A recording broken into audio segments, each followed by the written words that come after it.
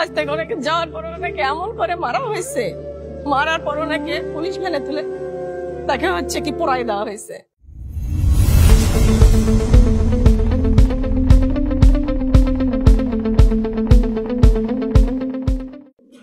আমার ছেলে ছোট একটা বাচ্চা ক্লাস 10-এ আবেগের বয়সে সে গেছিল মিছিলে 5 তারিখে। 5 তারিখে ওনাকে যাওয়ার পর ওনাকে এমন করে মারা হয়েছে, মারার পর ওনাকে পুলিশ ভ্যানে তুলে দেখা হচ্ছে কি পোড়াই দেওয়া হয়েছে।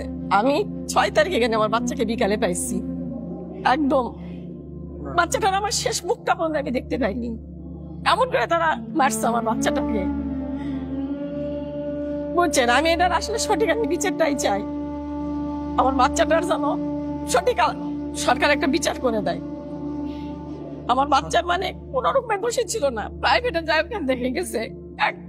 এই বছরকার পরীক্ষা দিচ্ছিল ছেলেটা আমার বাচ্চার জন্য আমার এই যে টেস্ট বি টেস্ট পরীক্ষা গুলো গেল, আমার ভিতরে কি হয় আল্লাহ ছাড়া কেউ জানে না। আমার বাচ্চাটা মেধাবী বাচ্চা ছিল, আমার প্লেট থেকে আমার বাচ্চা 10 পর্যন্ত পড়ছে, মাত্র একবার সেকেন্ড হয়েছে, প্রত্যেকবারে ফার্স্ট হতো। সে বাচ্চাটা আমার দুনিয়া থেকে চলে গেছে, বুঝছেন? আমি সঠিক বিচারটাই চাই, শুধু অন্য কিচ্ছু না। যারা এর সঙ্গে জড়িত তাদের বিচার চাই আমি। বুঝতে পারছেন? এখন আমার কিছু আমি বলতে পারি না বাচ্চাটার সম্পর্কে, মনে করে অনেক কিছু, কিন্তু বাচ্চাটা আমার মরার পর থেকে আমি কিচ্ছু তাকে বলতে পারি না কাউকে। এমন অবস্থা আমার হয়ে গেছে। আপনারা এটা সঠিক তদন্ত করে বিচার করে দিবেন, এইটুকু আমি চাই সরকারের কাছে, আর কিছু চাই না, বুঝছেন? আর বিচারে কি বলবো বলে, আমার বাচ্চার ছবি দেখলে বুক ফাটে যাবে, কিভাবে তারা মারছে আমার বাচ্চাটাকে।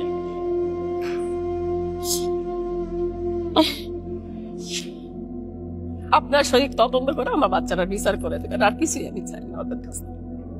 একদম ক্লাস 10-এর একটা বাচ্চা কি বোঝে,